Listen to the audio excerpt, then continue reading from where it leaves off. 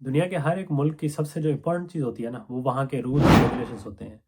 आप किसी भी मुल्क में किसी भी वीज़ा पे जा रहे होते हैं, तो अगर आप उस वीज़ा की कंडीशंस को आप नहीं फ़ॉलो करेंगे, तो वो आपके लिए समझ लें वो शायद आखिरी दिन चल रहे होंगे। वो फिर गवर्नमेंट आपके पीछे पड़ जाएगी कि वो बेसिकली आपको निकालने के चक्कर में फिर लग जाएँगे। अगर आप उनके जो वीज़ा की कंडीशंस हैं, वो फ़ॉलो नहीं करेंगे, ये वहाँ के लोकल जो रूल्स हैं, रेगुलेशंस हैं, वो अगर फ़ॉलो नहीं करेंगे, तो वो आपको ज़ाहिर है वो क्यों रखेंगे अपने मुल्क में, वो फिर निकाल देंगे। तो आज हम इस वीडियो में बात करने वाले हैं कि आप यहाँ पे स्टडी वीज़ा पे आ रहे हैं, तो उसके लिए मैं 3-4 रूल्स हैं जो चेंजेस आई हैं उसके यूकेवीआई की जो भी ताज़ी अपडेट्स हैं। कुछ पुरानी हैं, कुछ नई हैं, काफ़ी अपडेट्स इसमें से आपको पता होंगी और काफ़ी जो हैं शायद किसी को ना पता हो, तो मैंने कहा इस पे मैं वीडियो बनाऊँ, आपको इस चीज़ के बारे में बताऊँ।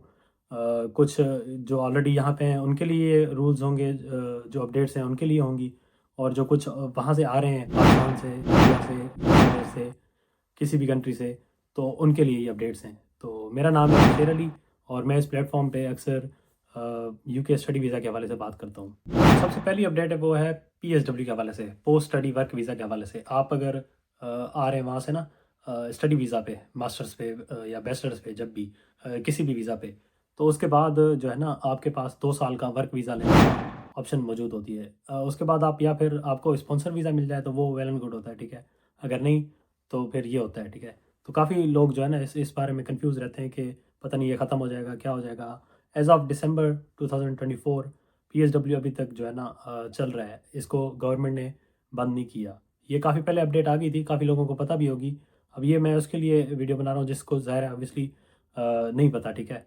तो आप मतलब आ रहे हैं तो मतलब परेशान ना हो कि पीएसडब्ल्यू नहीं मिलेगा, क्या होगा, स्टडी होके स्टडी करके ये हमें वापस भेज देंगे, क्या कर देंगे। तो जो पहली चीज़ है वो तो आपकी क्लियर हो जानी चाहिए कि पीएसडब्ल्यू आपको लाजमी मिलेगा ही मिलेगा जब आप स्टडी कंप्लीट करेंगे। इसके अलावा जो दूसरी चीज़ है वो जो यहाँ पे हैं, अब आप सब लोगों को पता लग गया होगा कि जो जो आपकी बीआरपीज़ हैं वो 31 दिसंबर 2024 को एक्सपायर होने वाली हैं, ठीक है। पर इसमें अब गवर्नमेंट ने आपको 3 महीने और दे दिए हैं, ठीक है। अब जो आपके बीआरपीज़ हैं वो 31 मार्च 2025 तक वैलिड होंगी। बीआरपीज़ तो सॉरी नहीं वैलिड होंगी, मतलब आपके पास टाइम होगा कि आप 31 मार्च 2025 तक जो है ना ई वीज़ा अब आप क्या कहते हैं फ़ाइल कर सकते हैं, ई वीज़ा आप अप्लाई कर सकते हैं। वरना तो ये थी ई वीज़ा की जो डेडलाइन थी पहले, वो थी 31 दिसंबर 2024। अब गवर्नमेंट ने वो 3 महीने जो है ना एक्स्ट्रा कर दी है। 3 महीने आपको आपको दे दिए हैं कि आप जो है ना उसको अप्लाई करो। तो अब जो ई वीज़ा अप्लाई करने की डेडलाइन है वो है 31 मार्च 2025। इसके बाद तीसरी जो अपडेट है वो है स्पॉन्सर वीज़ा के जो थ्रेशोल्ड है, सैलरी थ्रेशोल्ड, उसके हवाले से। पहले तो मेरे ख्याल में 1 जनवरी 2024 तक जो सैलरी कैप था स्पॉन्सर वीज़ा के लिए 26,500 था मेरे ख्याल में। अगर मैं गलत हूँ तो आप मुझे करेक्ट कर सकते हैं।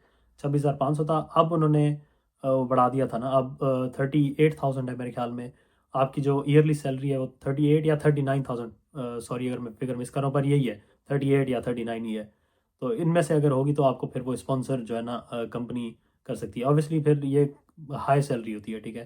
आपके लक पे है। स्पॉन्सर जो होता है ना, ज़्यादातर वो लोग ले सकते हैं जिनका तो या तो रेफरेंस होता है, ठीक है, रेफरेंस ले लेते हैं, या फिर आप बहुत ही ज़्यादा जो है ना मेहनती हैं, आप अपनी स्किल में इतना महारत रखते हैं कि कंपनी को लगे कि यार हाँ, ये बंदे को अगर मैं जॉब दूंगा तो ये मेरी कंपनी में वैल्यू ऐड करेगा, सब कुछ करेगा। तो इस तरह आपको मतलब बेसिकली आपके पास कोई स्किल्स हैं तो ये अब स्पॉन्सर, ये तो थ्रेशोल्ड है ना, मिनिमम आपको इतनी चाहिए स्पॉन्सर के लिए, 38 या 39।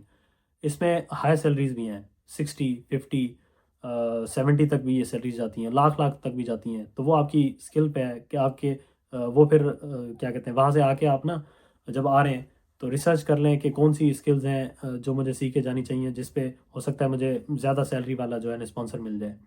तो ये एक स्पॉन्सर की चीज़ होगी। अब जो चौथी चीज़ है इसमें जो अपडेट है वो ये है कि आप डिपेंडेंट का जो है ना, लोग काफ़ी सवाल पूछते हैं ना कि मतलब जहन में चीज़ें होती हैं कि डिपेंडेंट में अपने साथ लेके जा सकता हूँ, और अगर आप मैरिड हैं तो आप अगर चाह रहे हैं कि मैं वाइफ को लेके जाऊँ, तो वो आपको ये पता होना चाहिए कि स्टडी वीज़ा पे आप अपनी वाइफ को यहाँ पे यूके में नहीं लेके आ सकते, ठीक है। तो डिपेंडेंट बेसिकली पहले तो था, पर अब इन्होंने मेरे ख्याल में नहीं, कन्फर्म है कि इन्होंने ख़त्म ही कर दिया है, ठीक है। और पीएसडब्ल्यू पे भी आपका जो पोस्ट स्टडी वर्क वीज़ा है उस पर भी आप अपना डिपेंड नहीं ला सकते, आप अपनी वाइफ को या किसी और डिपेंडेंट को नहीं ला लेके आ सकते। हाँ, पर जो स्पॉन्सर्ड वीज़ा है, अगर आपने स्टडी के बाद वो सिक्योर कर लिया है, वो ले लिया है स्पॉन्सर्ड वीज़ा, तो उस पे आप जो है ना अपने डिपेंडेंट को लेके आ सकते हैं यूके में।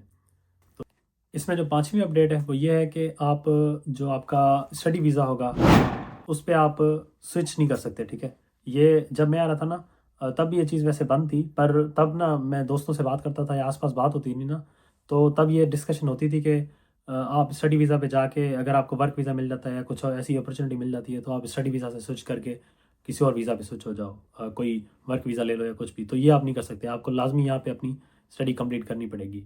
और जो हेल्थ केयर वाला वीज़ा है, केयर केयर होम वाला वीज़ा, ये आपको आइडिया होगा। ये किसी दौर में तो मतलब यूके में जो है ना बहुत ज़्यादा ही लोगों ने लिए हैं, काफ़ी ज़्यादा, पर लोग फिर तंग हुए हैं ये वीज़ा लेके ना। काफ़ी ज़्यादा हेक्टिक जॉब है वो, और मतलब इस तरह की जॉब है जो हमारे लिए वो ठीक नहीं है बेसिकली। उस पे भी आप जो है ना वो भी उस पे भी आप स्विच नहीं कर सकते हैं। वो अगर आप वीज़ा लिए आपने तो वो भी आप स्विचिंग वगैरह इस तरह का मामला उसमें नहीं कर सकते। ये थी जो है ना चंद अपडेट्स। मैंने सोचा कि आप इस पे वीडियो बना के आप तक ये चीज़ें पहुंचाई जाएं।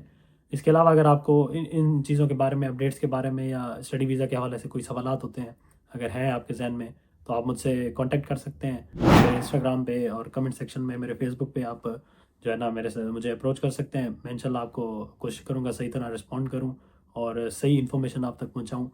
तो इंशाल्लाह फिर अगली वीडियो में मुलाकात होगी। तब तक के लिए दुआ में याद रखें। अल्लाह हाफ़िज़।